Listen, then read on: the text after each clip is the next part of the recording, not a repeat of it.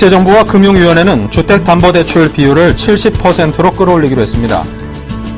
김한조 외환은행장은 2017년 하나은행과 통합은 지금보다 악화할 가능성이 크다며 조기 통합의 필요성을 강조했습니다. 기아자동차가 오늘 프리미엄 세단 K7 2015에 본격 판매에 돌입했습니다. 삼성 SDI가 수조 원 규모의 전기차 배터리를 BMW에 공급합니다. 시청자 여러분 안녕하십니까. 생경제 현장의 임동석입니다. 오늘 코스피 지수 외국인의 대규모 매수세에 힘입어서 2010선을 힘있게 돌파했습니다. 증권부 박준석 기자입니다. 안녕하십니까. 안녕하십니까. 네, 오늘 마감 시황 전해주십시오. 네. 코스피 지수가 외국인의 대규모 매수세에 힘입어 2010선 돌파에 성공했습니다. 코스피 지수는 전날보다 0.94% 오른 2012.72포인트의 장을 마감했습니다. 반면 코스닥 지수는 전날보다 0.42% 내린 559.15포인트의 거래를 마쳤습니다. 전날 미국 뉴욕 증시는 예상치를 웃도는 시티그룹의 2분기 실적과 골드만삭스의 올해 미국 S&P 500 지수 전망치 상향 조정 소식에 힘입어 상승 마감했습니다. 포르투갈 리스크가 어느 정도 완화된 가운데 미국발 훈풍까지 불며 국내 증시에 대한 투자 심리가 크게 완화되고 있는 것으로 풀이됩니다. 외국인이 홀로 지수 상승을 주도했습니다. 외국인은 이날 2,600억 원가량의 주식을 쓸어 담았습니다. 장 초반 외국인과 함께 동반 매수세를 보였던 기관은 오전 중에 팔자로 돌아서며 1,300억 원을 순매도했습니다. 개인 역시 1,400억 원어치의 주식을 팔아치웠습니다. 업종별로는 운송장비, 전기전자, 화학 등이 상승했습니다. 반면 비금속, 건설, 종이목재 등은 하락했습니다. 비금속의 경우 기대에 못 미치는 시멘트 가격 인상폭으로 인해 성신양회, 쌍용양회, 한일시멘트 등 업종 내 주요 종목들이 크게 고꾸라지면서 약세를 보였습니다. 시가총액 상위 종목 중에서는 현대차, 현대모비스, 기아차 등 자동차주 3인방의 약진이 두드러졌습니다. 전기차 성장에 대한 기대감에 LG화학도 강세를 보였습니다. 반면 SK텔레콤, 한국전력 등은 하락했습니다. 네, 그리고 중국 산화 제한 정책 완화에 따른 유아용품 급성장 전망에 유아용품주가 주식시장에서 강세를 보인다고요? 네, 중국 정부의 산화 제한 정책 완화로 유아용품 시장이 급성장할 것이란 전망에 관련주들이 강세를 보였습니다. 아가방 컴퍼니는 15일 유가증권 시장에서 가격 제한폭까지 오른 5,420원의 거래를 마쳤습니다. 보령 메디앙스도 상한가인 6,540원을 기록했습니다. 전날 가격 제한폭까지 올랐던 제로투세븐은 장 막판 개인의 차익 실현 매물이 물리면서 전날보다 1.28% 하락한 11,600원의 거래를 마쳤습니다. 이날 유아용품 관련주들이 강세를 보인 것은 중국 시장 확대에 대한 기대감 때문으로 풀이됩니다. 지난 11일 한국무역협회는 보고서를 통해 올해부터 중국 정부가 둘째 자녀 출산을 허용하면서 영유아용품 시장이 오는 2018년까지 약 98조 원 규모로 커질 것이라고 전망했습니다. 또 무역협회는 중국산 제품의 안전성과 품질에 대한 낮은 신뢰도에 따라 외국산 제품을 선호하는 중국 부모들이 늘고 있는 점에 주목했습니다. 국내 업체들이 중국 부유층, 중산층 부모들의 높은 눈높이에 맞춰 고급 유아용품 시장을 확대할 수 있는 셈입니다. 네. 자, 우리 펀드 매니저 이 교체가 잦을수록 수익률에 영향을 준다 하던데요. 어떤 소식입니까? 네. 펀드 매니저를 자주 교체할수록 수익률이 낮아지는 것으로 나타났습니다. 15일 현대증권이 2009년 7월부터 현재까지 지난 5년간 펀드 매니저 교체 횟수에 따른 국내 주식형 펀드의 수익률을 살펴본 결과 펀드 매니저 교체 횟수가 100번 이내인 경우 수익률은 53.9%였습니다. 운용사별로 살펴보면 한국투자밸류자산운용은 지난 5년간 54번의 펀드 매니저 교체가 있었고 수익률은 80%로 가장 높은 성과를 보였습니다. 트러스톤 자산운용도 5년간 총 29건의 펀드 매니저 교체를 단행했고 75%의 수익률을 기록했습니다. 반면 700에서 900번 이하의 경우 32%까지 수익률이 낮아졌고 500에서 700번 이하도 37%에 머물렀습니다. 손위창 현대증권 연구원은 펀드 매니저의 잦은 교체로 인한 펀드 포트폴리오 변경은 기존 수익 구조에 영향을 끼칠 수 있다며 펀드에 대한 지속적인 관리가 어려울 뿐더러 포트폴리오 교체 시 발생하는 수수료 및 기회비용 등이 모두 투자자에게 귀속되기 때문이라고 분석했습니다. 손 연구원은 이어 펀드를 고를 때 장기 수익률과 더불어 펀드 매니저 교체 빈도 역시 점검해야 한다고 덧붙였습니다. 네, 잘 들었습니다. 지금까지 증권부의 박준석 기자였습니다. 감사합니다. 감사합니다.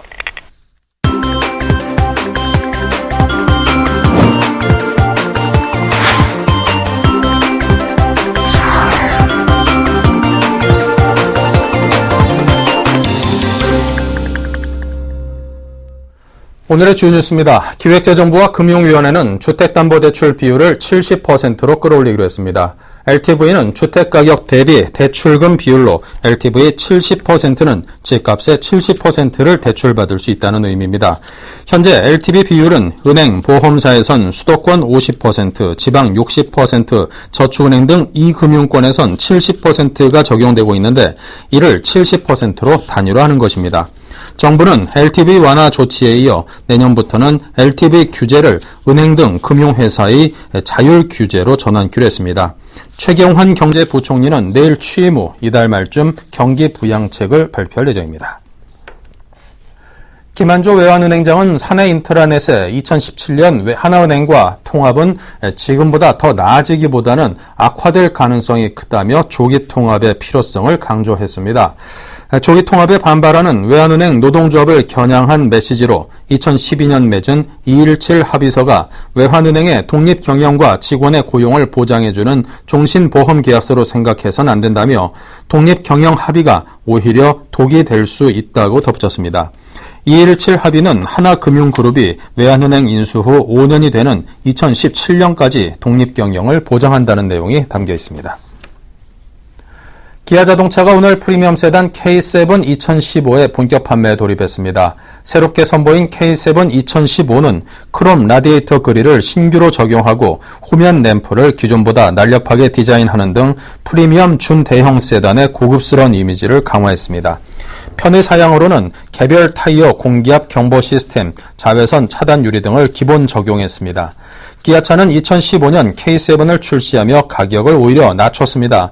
K7 2015의 가격은 2,960만 원에서 3,950만 원으로 이전 모델보다 최대 244만 원가량 낮아졌습니다. 삼성 SDI가 수조 원 규모의 전기차 배터리를 BMW에 공급합니다. 삼성 SDI는 오늘 독일 BMW 관계자 그룹과 전기차 배터리 셀 공급 확대와 차세대 소재 등 관련 기술 공동 개발을 위한 양해각서 체결했습니다. 이번 MOU 체결로 삼성 SDI는 향후 수년간 BMW i3와 BMW i8 등 전기차 모델의 배터리 셀을 납품하게 됐습니다. 공급 규모는 영업상의 이유로 구체적으로 공개하지 않았지만 수조 원에 달하는 것으로 전해졌습니다. 이는 현재 삼성 SDI의 중대형 배터리 연간 매출 규모를 훨씬 뛰어넘는 수준입니다. 지난 1분기 삼성 SDI의 중대형 배터리 분기 매출액은 640억 원이었습니다. 네, 전 세계적으로 경기 회복이 가시화되고 있습니다. 하지만 완성차 업계에서는 아직까지도 회복세가 여전히 불투명한 상황인데요. 정몽구 현대차그룹 회장이 직접 이에 관련한 3대 위협을 꼽았다고 합니다. 오늘은 이 소식을 산업부 유주희 기자와 이야기 나누겠습니다. 안녕하십니까? 안녕하십니까? 네, 어제 정몽구 회장이 지목한 3대 위협 어떤 것들입니까? 예, 정 회장은 어제 열린 하반기 해외법인장회의에서 우선 엔저를 업은 일본차의 공세를 꼽았습니다. 도요타, 닛산 등이 가격 공세로 전 세계 시장에서 현대기아차를 위협하고 있는데요. 실제로 국내에서도 올해 처음으로 3천만 원대의 넥서스 신차가 출시되는 등 가격 공세가 거셉니다. 두 번째는 신흥시장의 침체인데요. 브릭스나 중동 국가들의 경기 회복세가 예상보다 느려 자동차 판매 역시 부진합니다. 인도 시장이 특히 부진하고 중국의 경우 대도시 중심의 자동차 구매 제한 정책이 장애물입니다. 네. 자, 이에는 환율 리스크 역시 포함됐을 듯한데요. 네, 현대기아차는 환율 10원이 떨어질 때마다 자사가 2천억의 손실을 입는 것으로 분석했습니다. 이 때문에 현대기아차는 24시간 환율 모니터링 시스템을 가동하고 현지 통화 결제 비율을 늘리고 있습니다. 이 밖에 정 회장은 국내 시장의 경우 여전한 경기 침체와 노조 파업 가능성 등도 불안 요인으로 지목했습니다. 특히 올해는 통상임금 이슈 때문에 노사 갈등이 길어질 가능성도 높습니다. 네, 그렇다면 이런 리스크를 헤쳐나갈 방안도 함께 제시가 됐습니까? 정 회장은 그동안 줄곧 품질, 기본기를 강조해왔는데요. 어제 역시 품질 확보를 위한 다양한 방안을 주문했습니다. 제품 개발 단계부터 품질을 점검하고 관련 교육을 확대한다는 게 현대기아차의 방침입니다. 정 회장은 리스크를 비켜갈 우회로는 없다며 실력을 키우는 수밖에 없다고 거듭 강조했습니다. 특히 지난해부터 도요타, GM 등의 대규모 리콜이 이슈화된 만큼 더더욱 품질에 공을 들여야 한다는 판단입니다. 이와 관련해 정 회장은 국내 공장을 방문해서 꾸준히 품질 확보를 강조해왔습니다. 네, 자 이제 상반기가 지났는데 현대기아차의 실적 순조로운 편인가요? 예, 상반기 현대기아차의 판매량은 404만여 대로 전년보다 5.9% 늘었습니다. 올해 전체 판매량은 애초 목표치인 750만 대보다도 많은 800만 대에 육박할 전망입니다. 올해 신형 소나타 같은 신차가 출시된 데다 월드컵 마케팅 효과도 기대되는 만큼 전 세계 자동차 시장의 성장세를 웃도는 판매 증가가 기대됩니다. 현대차는 앞으로도 품질이라는 기본기 강화, 가격 할인보다는 브랜드 이미지 제고를 통해 글로벌 시장에서 경쟁력을 키울 계획입니다. 또 신형 제네시스 같은 프리미엄차 출시, 고성능차 연구 개발, 새로운 시장 진출 등도 주요 과제로 추진되고 있습니다. 이에 따라 현대기아차가 글로벌 시장 4위인 르노 닛산을 제칠 수 있을지 주목됩니다. 네, 지금까지 산업부 유주희 기자와 함께했습니다. 감사합니다. 감사합니다.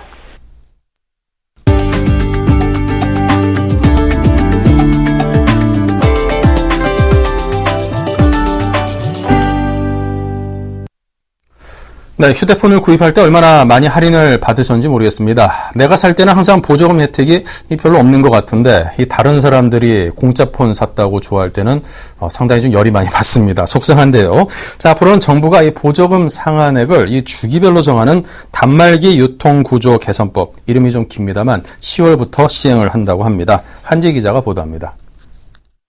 방송통신위원회는 지난주 단말기 유통구조 개선법을 확정했습니다. 올 10월부터 시행될 단통법의 핵심은 3조인 보조금 차별 지급 금지 조항입니다. 이통시장이 포화 상태에 달하면서 5,400만 명의 가입자들을 서로 뺏으려고 하다 보니 보조금 경쟁이 치열해졌고 최신 스마트폰 공짜 지급 등 극단적인 보조금 마케팅이 횡행하면서 심각한 문제로 대두된 바 있습니다. 방통위는 휴대폰 보조금 상한액을 25만 원에서 35만 원 선으로 6개월마다 조정하기로 했습니다. 보조금을 엄격하게 규제하게 되면 소비자 입장에서는 100만 안팎의 단말기를 많은 비용을 주고 사야 되는 문제가 발생하기 때문에 보조금 규제를 현실화하거나 아니면 반드시 단말기 가격에 끼어있는 거품과 폭리를 제거하는 것이 병행돼야만이 소비자들 호갱이 되는 것을 막을 수 있다, 이렇게 보고 있습니다. 단통법 4조인 보조금 공시 의무에는 이통사가 공시한 보조금의 15% 범위에서 대리점과 판매점이 보조금을 추가 지급할 수 있다는 단서 조항을 달았습니다. 대리점과 판매점에게 자율성을 보장해 준 것으로 이통사가 보조금을 20만 원으로 홈페이지에 공시했을 때 대리점은 15%인 3만 원을 추가해 23만 원을 보조금으로 지급할 수 있습니다. 형평성을 위해 대리점 판매점을 찾는 고객에게는 일괄적으로 차별 없이 공시한 보조금을 지급해야 합니다. 하지만 단통법의 문제점은 보조금 상한액이 6개월마다 변해 보조금 액수가 28만 원대에서 40만 원대로 벌어져 최대 12만 원의 차이를 볼 수도 있다는 것입니다. 또 통신사와 제조사들이 영업 비밀이라며 보조금 내역에 제조사가 부담하는 판매 장려금이 공개되는 걸 꺼리는 등 소극적인 태도로 새로운 법안이 효과를 나타낼지도 의문입니다. 전문가들은 단통법이 천차만별인 보조금을 막고 건전한 유통구조를 만들자는 취지에서 제정됐지만 이통사 제조업체들이 반발하면서 제대로 효과를 발휘할 수 있을지에 대해 의구심을 드러내고 있는 상황입니다. 서울경제TV 한지입니다. 아파트 모델하우스가 톡톡 튀는 아이디어로 변신을 거듭하고 있습니다. 청약전쟁에 나선 건설사들이 모델하우스에 전망대 그리고 갤러리를 설치하는 것을 비롯해서 문화광자 또 마술공연까지 열며 이 생활문화 공간으로 거듭나고 있다고 합니다. 정창신 기자입니다. 자녀교육 방법을 주제로 열린 한 문화광자 현장입니다. 자리를 가득 메운 학부모들은 강사의 말을 놓칠세라 꼼꼼히 메모하며 귀를 기울입니다. 여느 문화강자의 모습과 다를 바 없지만 놀랍게도 이곳은 한라가 공급하는 아파트 105 신도시 한라 비발디의 모델하우스입니다. 한라 비발디 문화관 105 누리에서는 매주 수요일에 문화강좌, 주말엔 인형극과 마술 공연, 케이크 만들기 등의 공연 체험 행사를 실시합니다. 이번 분양을 앞두고 105 누리 문화관을 조성해 지역 특성화 사업을 홍보하고 지역 주민들과 문화를 공유할 수 있도록 하는 취지에서 다양한 문화 강좌를 마련해 진행하고 있습니다. 모델하우스에 갤러리와 영화 상영관을 설치한 곳도 눈에 띕니다. 포스코 건설은 지난 4월 인천 송도 국제도시 송도사옥 옆에 문화센터 기능을 갖춘 상설 모델하우스 더샵 갤러리를 열었습니다. 이곳은 이벤트홀, 전시홀, 컨퍼런스룸, 멤버십 라운지 등이 마련됐을 뿐만 아니라 전문 아마추어 작가 전시 공간인 더샵하우스 갤러리, 영화 상영관인 더샵하우스 시어터 등을 설치해 방문객들의 인기를 끌고 있습니다. 대림산업은 모델하우스 내부가 아닌 외부로 눈을 돌렸습니다. 경기도 광주시 역동에 공급하는 이편한 세상 광주역 모델하우스 개관에 앞서 아파트 현장에 전망대를 설치한 것입니다. 모델하우스 내부에 전망대를 설치하는 경우는 많았지만 건설 현장에 마련한 것은 처음입니다. 실제 아파트가 들어서는 곳에서 주변 입지를 직접 눈으로 확인할 수 있도록 한 것입니다. 아파트를 고르는 수요자에게 눈으로 확인시켜드리는 것이 가장 믿음을 드릴 수 있는 방법이라고 생각했습니다. 기존 광주 지역뿐 아니라 판교나 분당 수요자의 방문 문의도 많습니다. 올 하반기 전국 신규 분양 아파트는 지난해보다 10% 늘어난 8만 7천여 가구로 건설사 간 판매 경쟁 역시 치열해질 전망입니다. 투자자를 잡기 위한 아파트 모델하우스의 변신이 시작됐습니다. 서울경제TV 정창신입니다. 세계 최대 철강 기업인 포스코가 지난달 20년 만에 신용 등급을 하락되는 그런 굴욕을 맛봤습니다. 권호준 포스코 회장은 취임 4개월째를 맞이하면서 이 조직의 체질 개선에 대해서 힘쓰고 또 혁신에 노력을 기울이기로 했습니다. 정홍규 기자입니다. 포스코는 성과 위주의 업무 문화를 만들기 위해 최근 특별보상제를 신설했습니다. 권 회장은 성과에 대해 파격적으로 보상해 직원들이 프로젝트에 대한 도전의식과 열정을 높일 수 있도록 하겠다며 변신을 촉구한 바 있습니다. 권 회장이 파격적인 보상과 성과를 독려한 이유는 포스코가 처한 환경이 녹록지 않기 때문입니다. 세계적인 철강 공급 과잉에다 수요 침체까지 겹치면서 포스코의 부채는 5년 만에 20조 원이나 불어났고 영업이익률도 4분의 1 수준으로 곤두박질 쳤습니다. 권 회장은 지난 3월 취임 후 철강 본연의 경쟁력 강화와 재무구조 개선을 양대 경영축으로 삼았습니다. 영업이익률이 27%에 육박했던 2005년 이전의 성과를 재현하기 위해 계열사 정리 등 직접 구조조정 의지를 밝혔습니다. 경쟁력 강화와 수익성 제고에 집중할 것이며 동시에 과감한 구조조정과 내부 효율성 증대에 주력함으로써 권 회장이 조직 쇄신에 나선 것은 전격적인 처방 없이는 과거의 영광을 되찾기 어렵다는 판단 때문입니다.